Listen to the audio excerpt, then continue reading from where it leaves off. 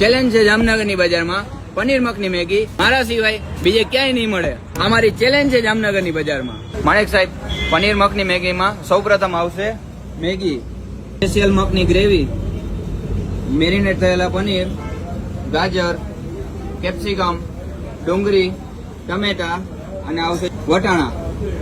સૌપ્રથમ જશે ડુંગળી, કેપ્સિકમ, ગાજર, પડશે બધા મસાલા, હળદર, ધાણા જીરું, મરચા પાવડર, મેગી મસાલા,